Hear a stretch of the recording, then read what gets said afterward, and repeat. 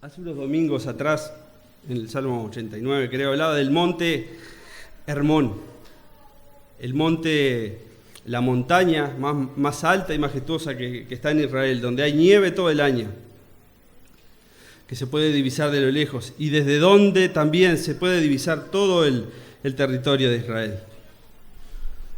¿Está? Habíamos visto que hay varias figuras en la Biblia que hablan de la nieve, que en tiempos bíblicos nevaba, por supuesto, igual que ahora. Y ahí se producen algunos fenómenos naturales interesantes que estuve indagando un poco esta semana. Esta es la vista hacia el territorio de Israel que hay desde este lugar, ¿no? Símbolo de majestuosidad, de grandeza. Y este es el desierto. ¿Se ve? El desierto. Si ustedes ven acá, se nota muy poco, pero por esta zona acá del medio, se ve así como una línea difusa, blanca. Esa es la cordillera. Y ahí está el monte Hermón, o Hermón, como le dicen los judíos. Y hay 2 o 3 veces en el año que se produce un fenómeno muy interesante. Llueve allá en la montaña, en lo más alto, y se produce esto. Ríos secos en el desierto. Este es el momento justo donde empieza a bajar el agua. Y donde está la tierra árida, seca, esos ríos que no ven agua en todo el año se convierten en torrentes caudulosos de agua, con un caudal fuerte. Ahí recién está llegando el agua, ahí la gente espera ese momento.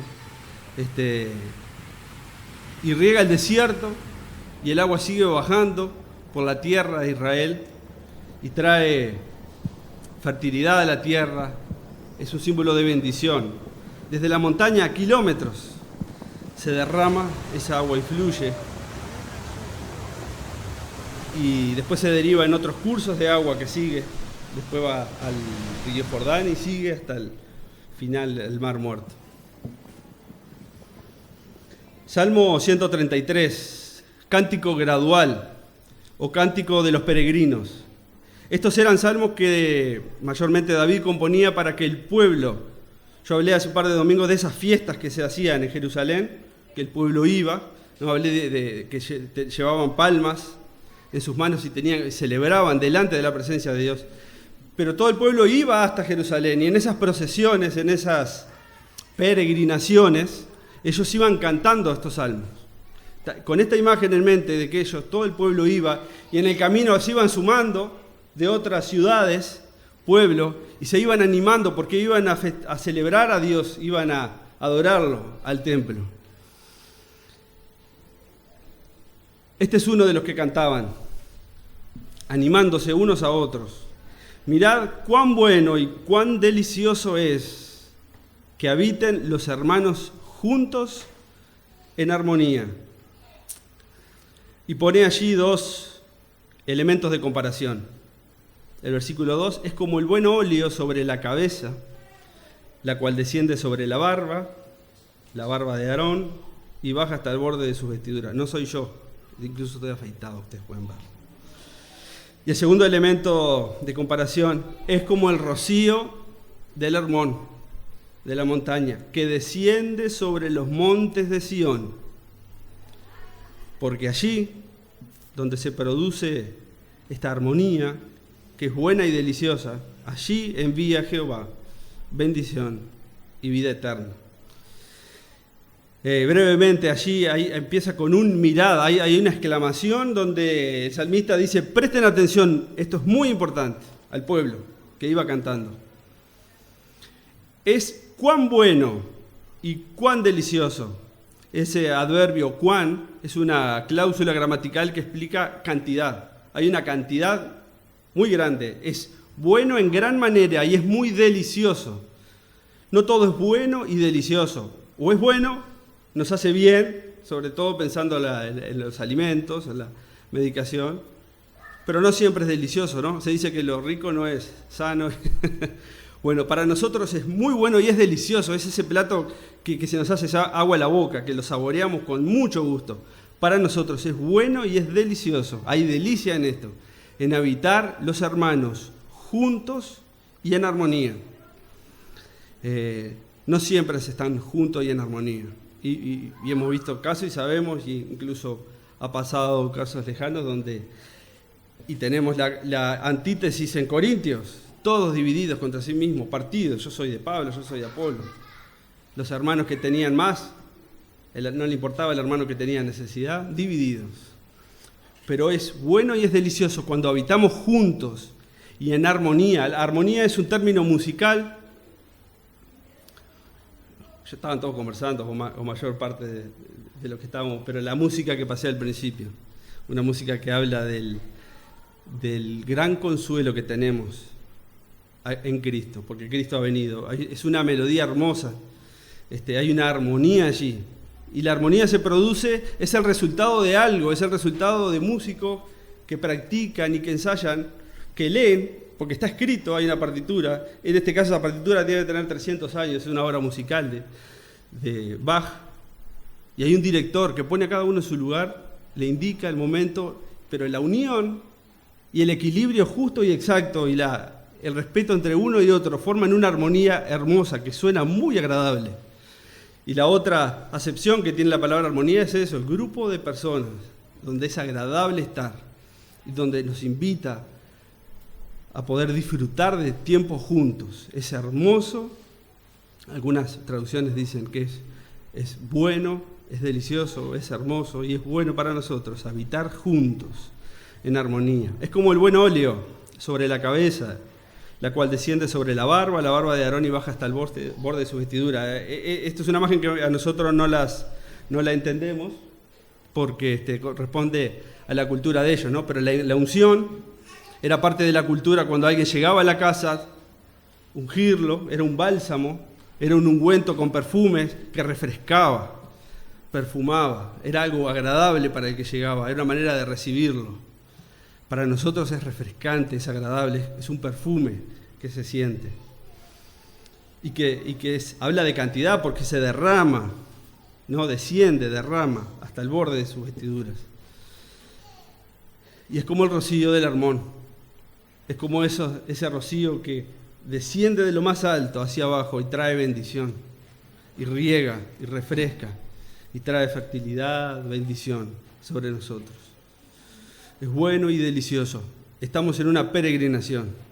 Vamos a la Israel celestial. Allí estaremos celebrando con alegría la presencia de nuestro Dios. Y mientras vamos en esta peregrinación juntos, vamos disfrutando. Pero esta armonía se trabaja, ¿no? Esta armonía hay que ir generándola, porque pueden aflorar críticas, divisiones. Hay que trabajar, ¿no? Se va dibujando entre todos. Y vamos a hacer música, va a sonar afuera y los va a traer. Qué hermoso ese grupo de gente. ¿Qué tienen? Que es refrescante estar con ellos, es agradable. Y muchos van a venir a tocar música con nosotros. Armonía, para la gloria de Dios. Mirad cuán bueno y cuán delicioso es que habiten los hermanos juntos en armonía. Es acá, allí, donde el Señor envía bendición y vida eterna. David culminó el Salmo 16 diciendo: me mostrarás la senda de la vida. En tu presencia hay plenitud de gozo. Delicias a tu diestra para siempre. Habrá deleite, será delicioso estar en su presencia, cual nunca antes la habremos visto sobre la tierra. Pero entre tanto, entre nosotros es delicioso y es agradable y es bueno. Gracias a Dios por hacernos su pueblo y por poder disfrutar de esta armonía y evitar que suceda lo contrario, para la gloria de Dios. Yo agradezco a Dios por cada uno de mis hermanos, porque en alguna manera son fuente de bendición para mí, lo dice la palabra. Somos fuente de bendición cuando nos esforzamos por mantener esta armonía para el Señor. Oramos y ya le paso la palabra al pastor. Gracias, Padre, una vez más, por ser parte de tu pueblo, que tú has formado, que tú nos has redimido de la miseria más escondida y más desagradable en la que estábamos para traernos a este lugar agradable. Y nos invitas a tener armonía unos con otros, Señor. Bendícenos como iglesia y que podamos, tú puedas mirarnos y agradarte de esta armonía, Señor, para que halles el terreno indicado para derramar tu bendición y la vida eterna que disfrutaremos contigo, porque tú nos vendrás a buscar como iglesia, no individuos separados, aislados, sino como iglesia, que junta te adora y vamos en esta peregrinación para adorarte por la eternidad. En el nombre de Jesús. Amén.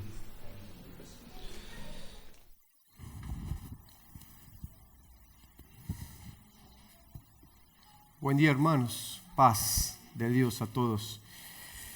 Nosotros vamos a leer en Romanos capítulo 1.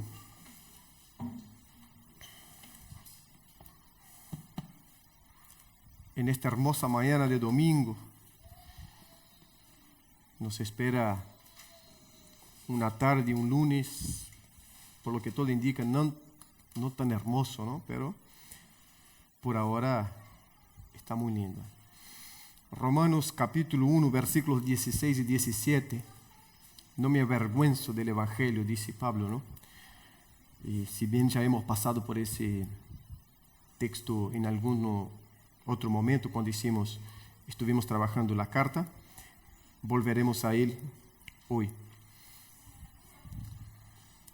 Romanos 1, 16 y 17 nos dice: a la verdad, no me avergüenzo del Evangelio, pues es poder de Dios para la salvación de todos los que creen, de los judíos primeramente, pero también de los gentiles.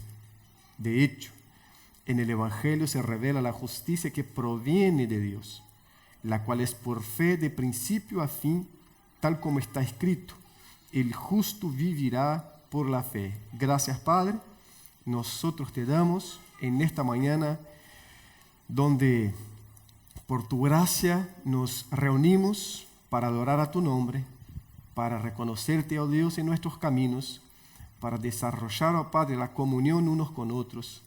Señor, para crecer en gracia y en conocimiento, para rendir nuestras vidas a ti de manera comunitaria, como iglesia. Te alabamos en el nombre de Cristo Jesús nuestro Señor. Amén. Amén. Linda la declaración de Pablo diciendo: no me avergüenzo del Evangelio. El Evangelio no me causa vergüenza. El Evangelio no me trae vergüenza, declara Pablo. Se dice que un poeta griego, Eurípides, allá en el quinto siglo antes de Cristo, decía lo siguiente: los sabios tienen dos lenguas, una para declarar la verdad y la otra para declarar lo que conviene en cada momento. Eurípides, como poeta, un dramaturgo, utilizaba de esta licencia poética para hablar una verdad. No sé cuántas lenguas tenía, si también tenía dos, una para declarar esta verdad y la otra para declarar lo que conviene en cada momento. Es cierto que otro personaje en la historia en algún momento dijo que una mentira, cuando contada 1000 veces, se convierte en una verdad por el poder de la masificación de lo que no era y se transforma en el cotidiano, en el caminar diario, en algo que es. Un sondeo en la historia antigua, moderna, contemporánea, tanto en el ámbito político como social y hasta espiritual, religioso, nos da cuenta que lo que dijo el poeta de alguna manera es verdad. Es verdad que el mismo ser, un mismo personaje, con la lengua declara verdades absolutas, pero también declara lo que conviene en el momento que pide estas verdades que convienen.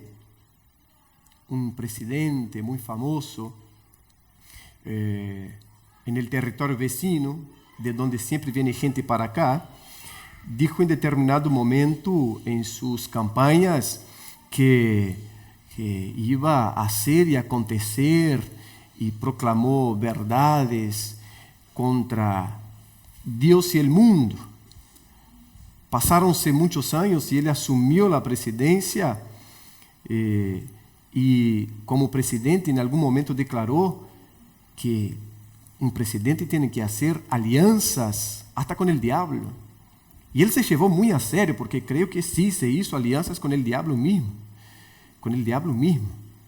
Y dio la vuelta al diablo. Este es lo más impresionante que veo en este expresidente, que logró dar la vuelta al propio diablo. Pero con esta lengua declaró verdades también. Pero hasta la propia verdad declarada tenía que ver con un momento de conveniencia. Ahora me es conveniente declarar la verdad y por eso la declaro. No es una declaración de la verdad por la verdad, sino que es una declaración de la verdad porque en este momento me resulta más importante para mí, para lo personal, declarar la verdad. Y ha declarado. Se dice que cuando Sócrates fue condenado allá en la misma Grecia, en Atenas, se contrató un sofista, un orador sofista, y los sofistas eran muy conocidos por su capacidad de oratoria, de convencer independiente de tener la razón o no. Sería un buen abogado hoy que asume una causa completamente ajena a la verdad y se lleva esta causa con mucha maestría. Los sofistas eran una de las razones por la que se combatía bastante desde algunas corrientes filosóficas, era porque no le importaba la verdad, sino que siempre le importó convencer. Y la oratoria era la herramienta para este convencimiento. Y Sócrates, habiendo sido, según la historia, condenado injustamente, se le contrata a un sofista para defenderlo y él rechaza. Y él propio hace su defensa. Y cuando un discípulo se queda enojado porque Sócrates estaba aceptando la condenación de manera injusta, Sócrates se levanta y dice: mira, pero a ustedes les parece bien que yo estuviera condenado de manera justa. Es decir, yo estoy bien porque estoy condenado, pero de manera injusta. El problema no es mío, el problema es de quien me condenó, porque me condenó de manera injusta. El problema de ustedes, discípulos de Sócrates, era que yo estuviera condenado por algo justo. Y ahí se dice que ya casi tomando la cicuta, que fue el veneno tomado para ejecutar la condenación, él pide a uno de sus discípulos, posiblemente el hermano de Platón que allí estaba, que no se olvidara de pagar una gallina que ellos habían comprado. Bueno, verdad o no, el hecho es que Sócrates no dejó nada escrito. Platón es uno de los que más dio vida literaria a Sócrates, pero esta realidad está ahí. Gente con dos lenguas, una que confiesa la verdad y la otra que confiesa lo que conviene en cada momento. En esta historia donde encontramos gente de los dos lados, tanto gente que confiesa lo que conviene en cada momento, encontramos también su contrapartida. Aquella gente que, no importando las circunstancias, no importando las presiones y opresiones, declara la verdad. Declara lo que creen y lo que tienen la conciencia como verdad, aunque después se da cuenta de que esta verdad no era la verdad, como el propio Pablo se dio cuenta después de su encuentro con Cristo, de que lo que él defendía a muerte no era lo correcto, como un fariseo. Pero declaraba una sola cosa, lo que él creía ser verdad. Y Pablo es el ejemplo que quiero tomar aquí en este tiempo de reflexión. Piensa que podemos tomar muchos otros, ni que hablar de Cristo, pero quiero tomar a Pablo. El versículo 15 de este capítulo 1, Pablo cierra una idea en esta presentación suya a los romanos, una iglesia que Pablo no había fundado, y una iglesia o iglesias que funcionaban en Roma, donde él jamás había estado. Pero ele já havia estado planificando várias vezes estar em Roma, pero não pudo. Ele disse que por alguma razão foi impedido, não pudo estar allá em Roma. Estuvo em Corinto, estuvo em Éfeso, estuvo em várias partes, pero não pudo estar em Roma. Estuvo em Atenas, não pudo estar em Roma. Pero agora Pablo quer ir a Espanha, porque todo o território de aquele momento ele já havia estado evangelizando e ele quer ir a Espanha. La base misionera de Pablo nosotros la conocemos por Hechos capítulo 13, que es la iglesia en Antioquía, que es la iglesia enviadora, que da el puntapié inicial de los viajes misioneros de Pablo.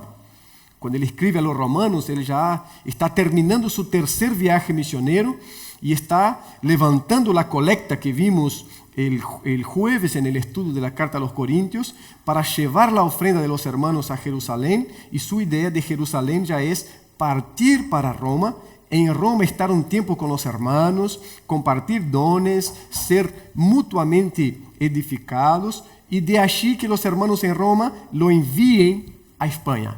Esta es su idea. Entonces él dice en el versículo 15 que estoy en deuda con todos, versículo 14, estoy en deuda con todos, sean cultos o incultos, instruidos o ignorantes, de allí mi gran anhelo de predicarles el evangelio también a ustedes que están en Roma. De allí mi gran anhelo de predicar también el evangelio para ustedes que están en Roma. Y el versículo 16, él hace la declaración que estamos enfatizando acá. A la verdad, no me avergüenzo del evangelio. No me avergüenzo del evangelio. Él dice que está pronto para ir a Roma. Y si no fue a Roma todavía, no es porque no estaba pronto. Es porque había sido impedido de estar allá. El estar pronto se relaciona directamente con no tener vergüenza. Nadie está pronto a ir a un lugar si tiene vergüenza de estar allí. Y nadie está pronto para asumir una verdad si tiene vergüenza de esta verdad. Nadie está pronto para hacer una declaración que lo va a comprometer frente al mundo o a un público menor o mayor si él tiene vergüenza de esta declaración. El estar pronto significa no tener vergüenza de. Mientras tengo vergüenza de, no estoy pronto para.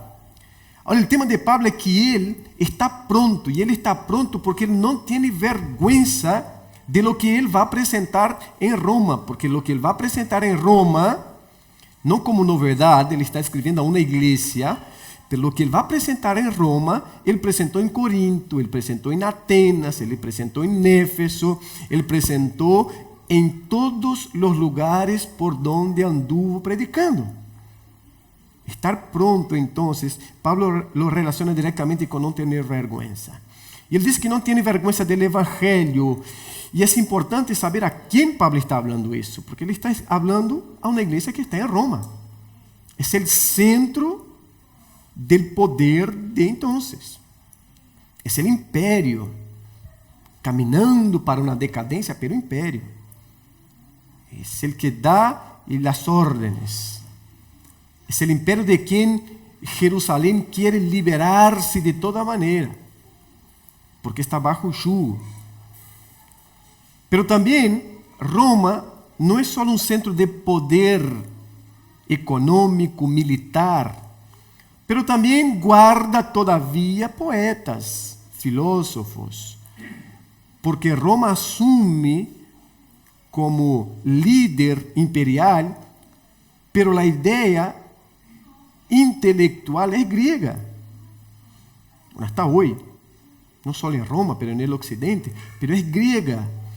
Entonces, es determinante lo que Pablo dice sobre el evangelio, porque el evangelio habla de un crucificado. El evangelio habla de un carpintero, menos que un carpintero, del hijo de un carpintero. El Evangelio no se relaciona directamente con ningún gran filósofo griego, no se relaciona de ninguna manera con ningún gran poeta de aquel momento. Se relaciona con alguien nacido en Judea, allá en la Palestina, con alguien que trabajó en una carpintería, con alguien que tuvo como seguidores a hombres comunes y corrientes, diferentemente de los filósofos que buscaban elegir a dedo los más capacitados intelectualmente para que fueran discípulos suyos. Cristo elige gente que ya había sido rechazada en la academia, que eran los discípulos. Por eso Cristo los encuentra ¿dónde? En sus oficios, pescando casi todos. Leví cobrando impuestos, pero ya no como Juan, Pedro, Jacobo. Estão em seus ofícios. Por quê? Porque o ofício era obrigatório. Uno não se ponia a estudar e deixava seu ofício. Pero, quando já estava solo no ofício, é porque não ia dar para a vida acadêmica. E é a gente que Cristo elige. E esta persona é em si o Evangelho de Deus. Versículo 2 do capítulo 1 nos diz assim, mira, servo de Jesucristo, chamado a ser apóstolo, apartado para anunciar o Evangelho de Deus, que por meio de seus profetas já haviam sido prometidos nas Escrituras. Este Evangelho habla de su Hijo. Este Evangelho habla de su Hijo. Versículo 2 del capítulo 1. Cristo é o próprio Evangelho e o que temos aí na palavra habla sobre Cristo, que é o Evangelho eterno, porque Cristo é a boa notícia de salvação para o mundo. Então, Pablo está dizendo, eu não me avergüenzo do Evangelho. Tem razão de ser. Não é que não fui a Roma todavia porque tenho vergüenza de lo que eu creio. Não é que não prediquei entre ustedes todavia porque me dá vergüenza o mensagem que eu llevo. Não é que não prediquei entre ustedes porque tenho medo do poderio militar que está aí neste centro. Eu não me avergüenzo do Evangelho. Eu estou pronto para predicar. Não fui a porque fui impedido, mas eu estou pronto. E agora ele dá outra explicação sobre por que não se avergüenza do Evangelho. Ele disse porque está pronto. Ele está pronto porque não tem vergüenza de lo que ele crê. Porque ele não pensa duas vezes para anunciar o que está em sua boca, para dizer o que crê donde fuere. Não é que lo chamam em programa, uma mesa redonda para discutir sobre o tema qualquer e quando tem a possibilidade de defender-se bíblicamente, sale por la tangente porque não é um bom lugar para assumir esta verdade. Pablo não tinha isso. Ele disse, eu estou pronto e eu não me avergüenzo do Evangelho, por isso estou pronto. Ora, por que não se avergüenza do Evangelho? É a sequência do versículo. Pues é poder de Deus. Eu não me avergüenzo do Evangelho porque, ou pues, é poder de Deus. Assim de sencillo. Alguém dijo que o diabo deforma a la gente. La religión reforma a la gente. Pero solo Cristo transforma a la gente. E é o que Pablo está declarando. Eu não me avergüenzo do Evangelho, porque para reformar a la gente há filosofia, há filósofos, há poetas e poetisas. Para deformar a la gente está o diabo, haciendo su obra de destrucción. Pero para transformar a la gente hay un único camino y un único medio, y este medio es por la predicación del Evangelio.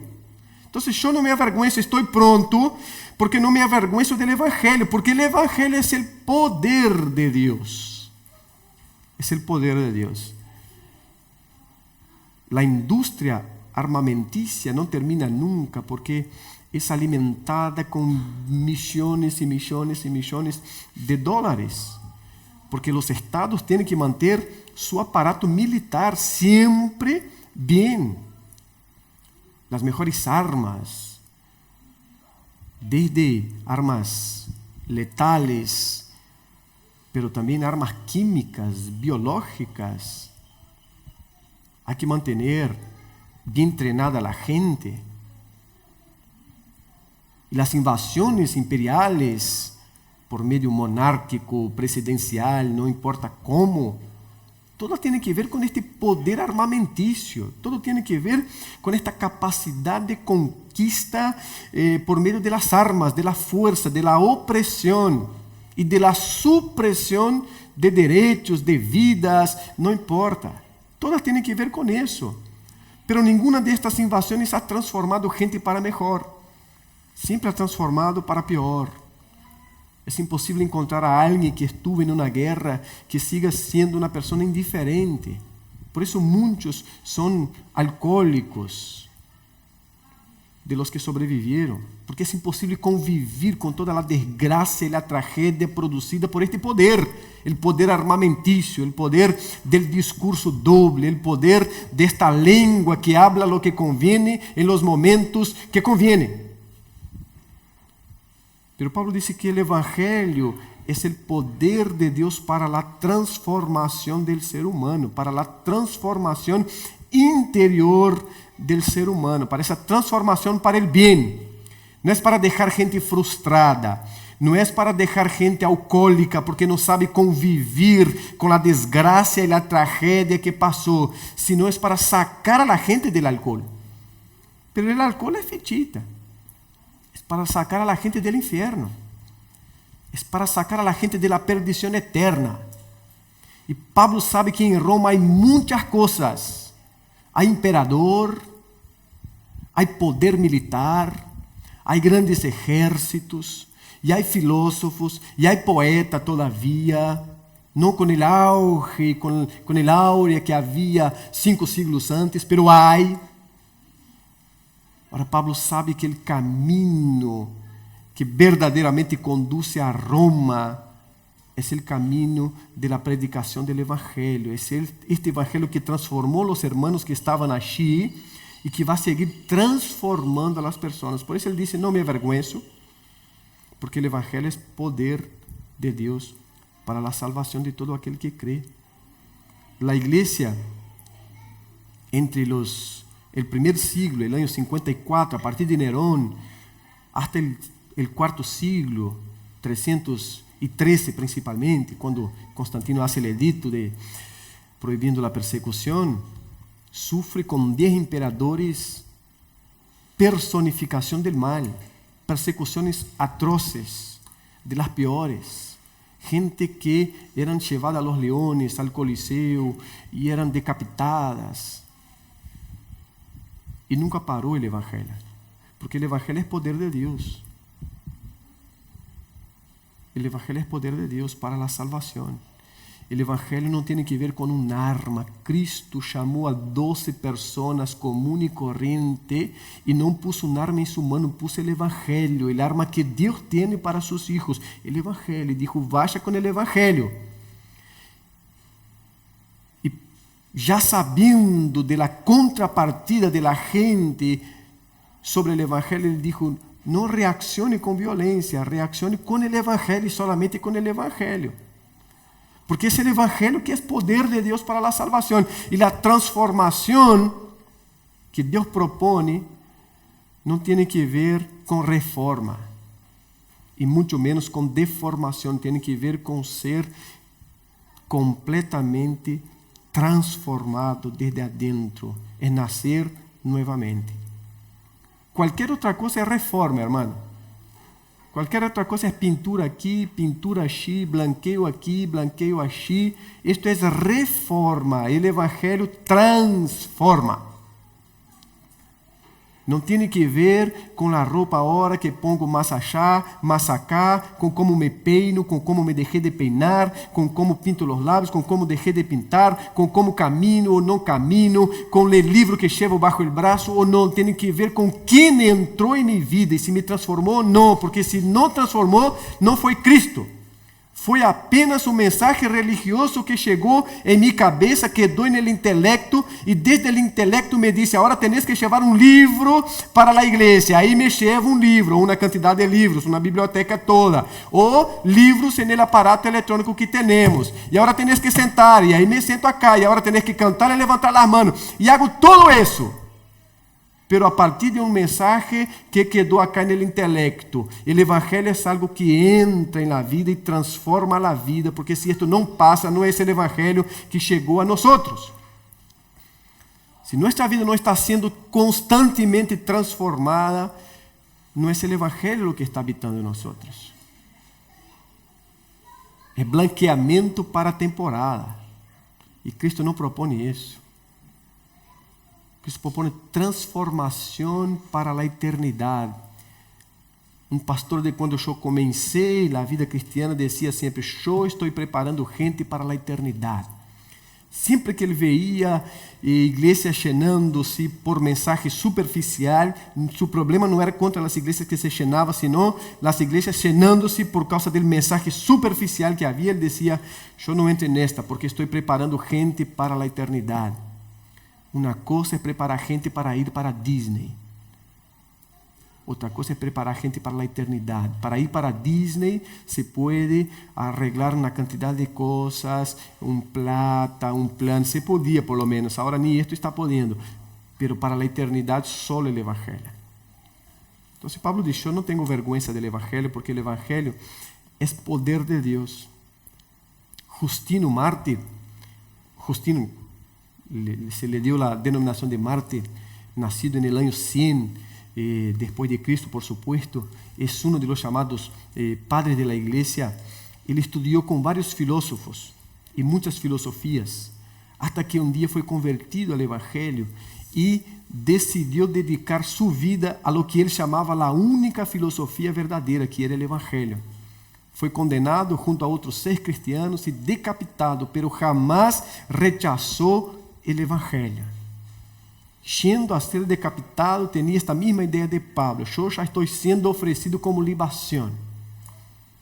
Pero foi oferecido, sem rechazar o Evangelho, porque ele sabia o que o Evangelho havia hecho em ele, e ele não podia rechazar.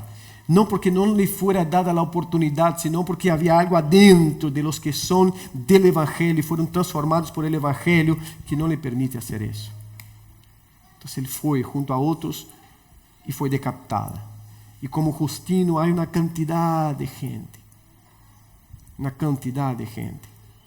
Há cristianos em China hoje que não podem reunir-se assim como reunimos, que se les han colocado toda espécie de persecução, pero siguen confessando o Evangelho. Eu leí um artigo há um tempo que o governo havia colocado pequenos vouchers assim, ou coisas de correio, como de correio mais antigo, em los pueblos, para que o próprio pueblo pudiera denunciar qualquer reunião achei no pueblo, e eram pagados por isso, para fazer isso, mas não necessitava identificar-se, era poner assim: mira que aqui no pueblito tal se está reunindo um grupo, tem pinta de gente del livro. E o governo vai e para la reunião. Pero para la reunião, não para os creyentes, porque el que é del Evangelho não se avergüenza del Evangelho, e el Evangelho é o poder de Deus para a salvação, disse Pablo. Primeiramente del judío e luego del gentil, porque há toda uma história sobre o judío que vemos acá na carta e não queremos entrar agora. O versículo 17 nos diz: de hecho, en el Evangelio se revela la fe, la justicia que proviene de Deus. Aí entra outro porquê. Eu não me avergonzo do Evangelho, porque o Evangelho é poder de Deus. ¿Por qué es poder de Dios? Porque en el Evangelio se revela la justicia de Dios. El Evangelio pone de manifiesto la justicia de Dios. El Evangelio trae a la existencia humana la justicia de Dios. ¿Y qué es la justicia de Dios? Es la manera que Dios obra para hacer con que los seres humanos puedan relacionarse con Él de la manera que Él quiere. La justicia de Dios es también el acto de hacernos justos por medio de la fe en Cristo Jesús. Pero Pablo no se avergüenza porque no hay otro medio, porque no hay otro camino, porque no hay filosofía, no hay nada que pueda revelar la justicia de Dios. Pablo dice, el único que puede revelar cómo Dios hace con que seamos justos y sea posible relacionarnos con Él de manera que Él quiere, es por medio del Evangelio. En el Evangelio está la justicia de Dios, se revela la justicia de Dios, se pone de manifiesto la justicia de Dios. Entonces él dice, no me avergüenzo del Evangelio, porque el Evangelio es poder de Dios y porque en el Evangelio se manifiesta, se revela la justicia que proviene de Dios. Lutero utilizaba un término forense para hablar de esta justicia de Dios, es decir, es el acto de tornarnos justos sin merecimiento. Comparecemos para ser juzgados y Dios, por medio de Cristo Jesús, nos hace justos sin merecimiento alguno por medio de Cristo Jesús. Un acto forense, consideraba Lutero. Entonces, la manera que Dios obra en nosotros para hacernos justos, en el sentido de ser justificado, y no perfecto, sino que justificado, es decir, ya no hay condenación para mí. ¿Por qué? Porque me convertí en alguien perfecto. Ahora no, porque Dios me justificó por medio de Cristo Jesús. Es eso de lo que se trata. No es una justificación moral mía, es un acto de Dios realizado en Cristo Jesús que me justifica por medio de la fe en Cristo Jesús. Es poder de Dios para la salvación, porque en el Evangelio se revela la justicia que proviene de Dios, la cual es por fe de principio a fin.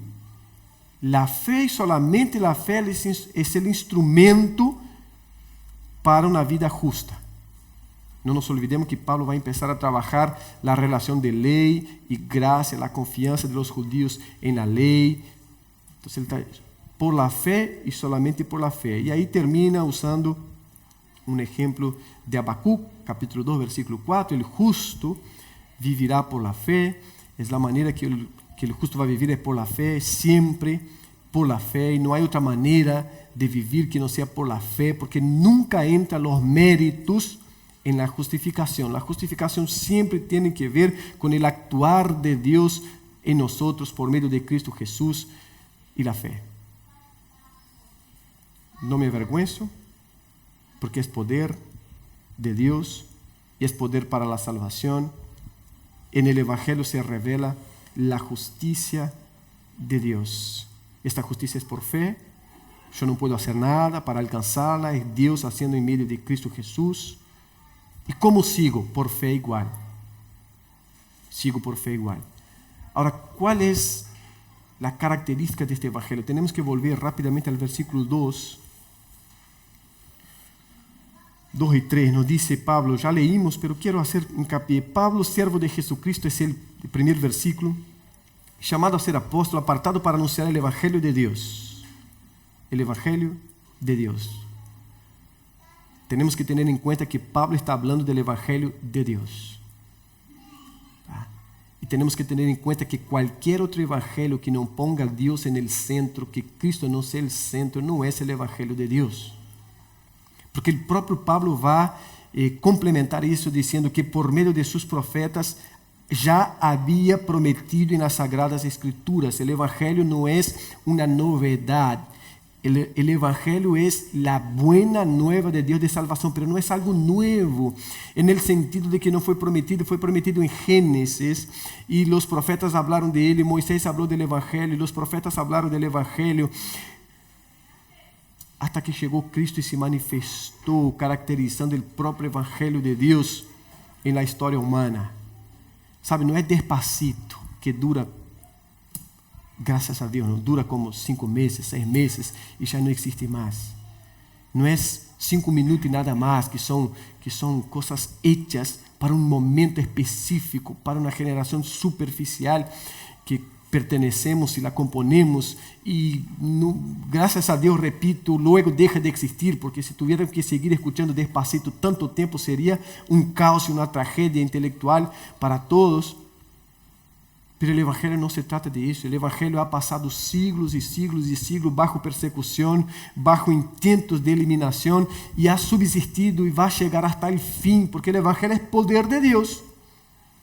Porque el Evangelio no fue fruto de una reunión de un grupo de gente queriendo hacer algo a nivel local o regional y trazaron estrategia y dijeron el Evangelio ahora es el fruto de esta reunión. No, el Evangelio es fruto de la propia soberanía de Dios. Por eso es poder de Dios.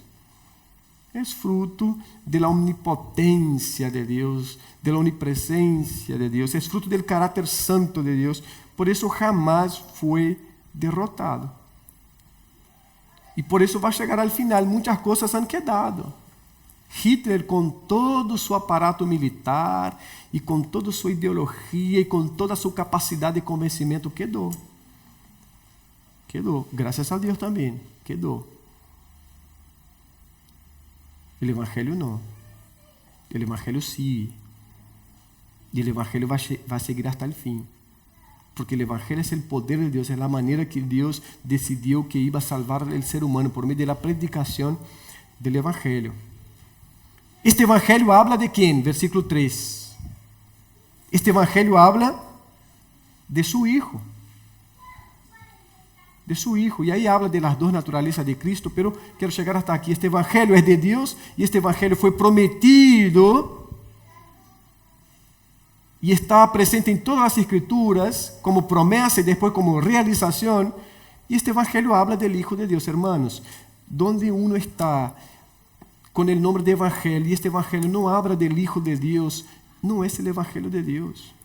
Cuesta tanto a la gente escuchar tanta pavada, escuchar tanta cosa que te habla de la prosperidad, que te habla de la nueva casa, que te habla del nuevo auto, que te habla de las conquistas, pero nunca te habla de Cristo. Y la gente dice, este es el Evangelio. No es Evangelio, el Evangelio habla de Cristo. Cristo es el centro del Evangelio, el Evangelio de Dios.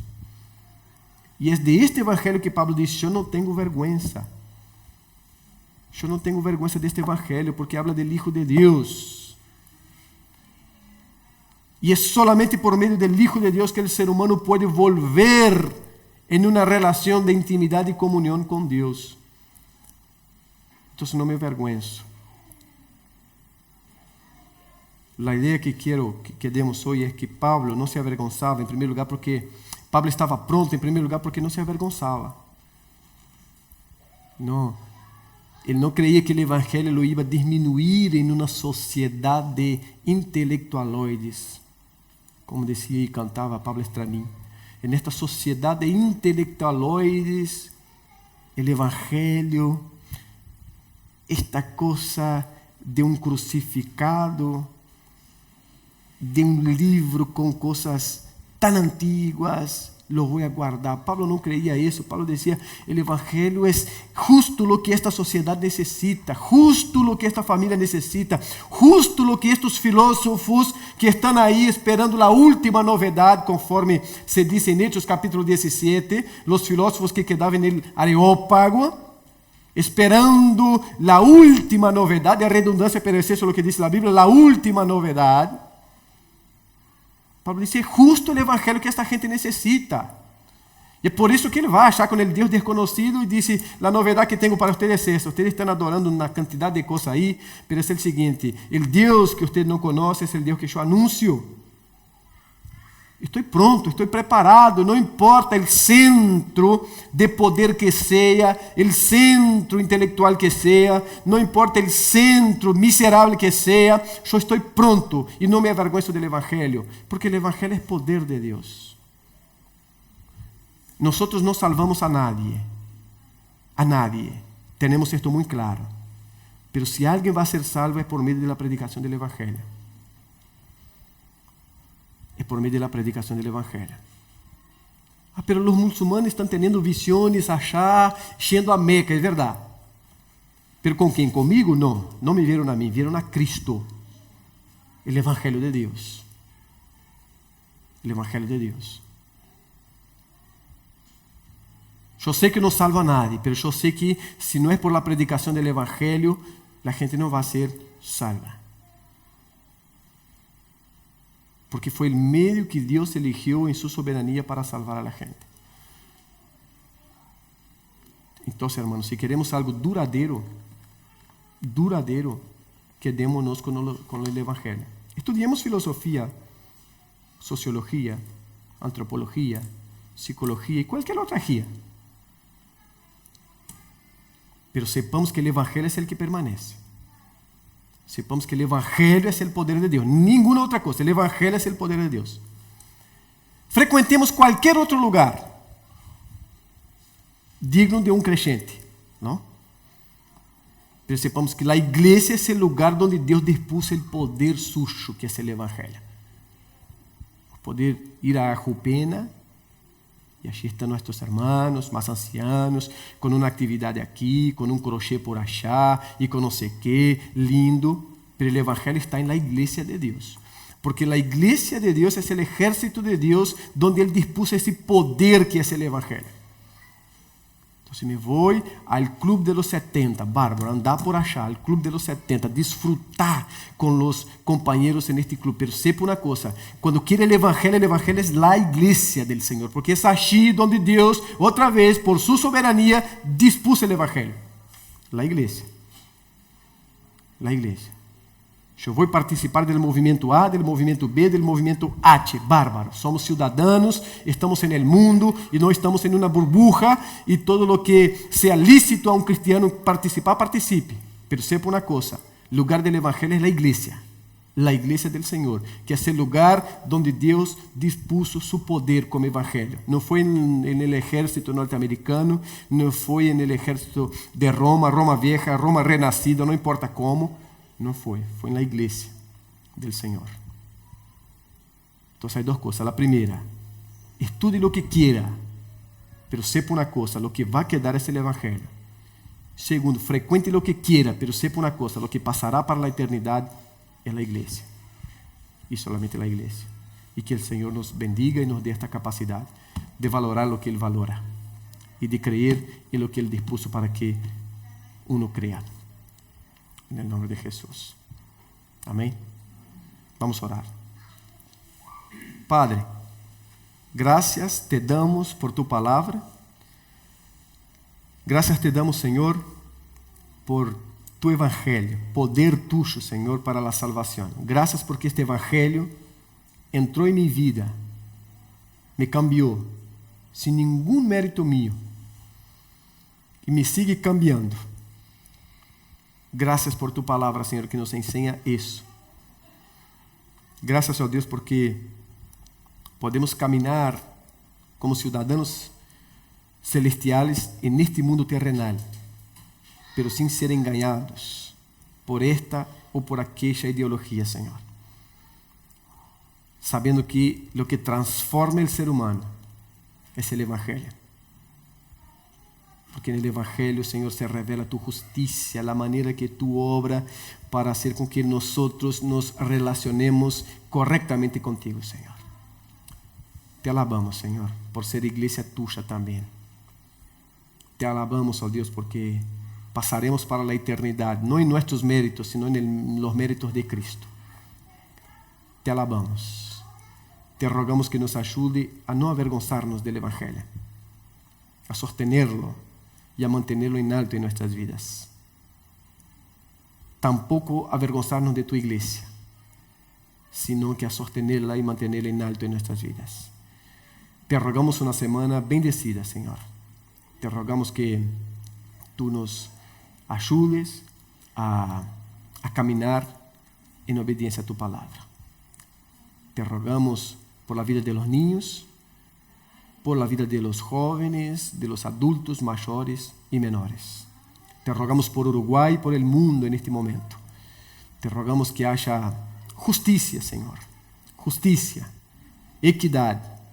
Te rogamos, oh Dios, que haya claridad en nuestras mentes y convicciones fuertes en nuestros corazones, oh Padre. En el nombre de Jesús, oh Dios. Amén. Y amén.